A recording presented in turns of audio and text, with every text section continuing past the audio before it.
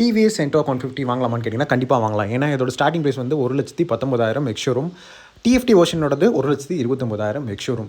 So price நம்ம பார்த்தோம்னா regular 125 கூட கம்பேர் பண்ணும்போது இது 10,000 5,000 இந்த மாதிரி ப்ரைஸ் டிஃப்ரென்ஸ் தான் வந்து கொடுக்குது.